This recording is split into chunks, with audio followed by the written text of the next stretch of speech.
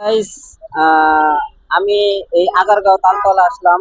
আমার এক ভাইয়ের সাথে দেখা হলো। উনি কিছু কথা বলবে, আপনারা মনোযোগ দিয়ে শুনবেন। আপনার সমস্যাটা বলুন। আসসালামু আলাইকুম। আমি প্রথম হচ্ছে এই বাংলাদেশের একজন নাগরিক।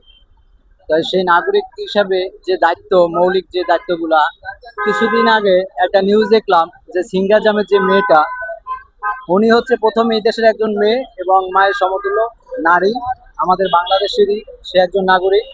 তাই আসিয়ান গ্রুপের চেয়ারম্যান যিনি নজরুল সাহেব, এরকম একটা ভিডিও ভাইরাল হয়েছে। এগুলো নিয়ে সোশ্যাল মিডিয়ায় অনেক লেখালেখি হচ্ছে, অনেক সাংবাদিক ভাইরা নিউজ করছে। তারপর এটা নিয়ে হাসির টুল হচ্ছে। আসলে মাননীয় প্রধানমন্ত্রী তারেক রহমানকে আমি বলবো, যিনি এখন প্রাইম মিনিস্টার হিসেবে আছেন, বাংলাদেশের দায়িত্বশীল, এটা যাচাই করে নিখুঁতভাবে খুদাই করে আসলে ঘটনা সত্য কিনা, তাহলে যদি এভাবে আইনের আওতায় আনা হয়, আর যদি মেয়ে দোষী হয় তাহলে মেয়েকে শাস্তি দেবে। আর আসিয়ান গ্রুপের চেয়ারম্যান নজরুল সাহেব উনি যদি দোষী হন তাহলে ওনাকে শাস্তি দেবেন। এটাই আমার বাংলাদেশের মাননীয় প্রধানমন্ত্রী তারেক রহমানকে আমি শুধু এটুকুই বলতে চাই, কারণ এই দেশের নাগরিক হিসাবে জাস্ট এটুকুই আমি বলবো, আর কিছু বলতে চাই না।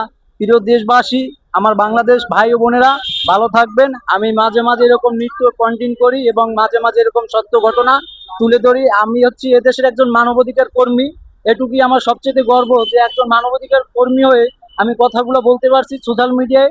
এটাই আমি ধন্য। আর এভাবে সবাই যদি প্রতিহত করে তাহলে এরকম আইন, তাহলে এরকম কেউ অপরাধ কোনো লিপ্ত বা কোনো কাজে জড়িত হবে না, আমি আশা করি।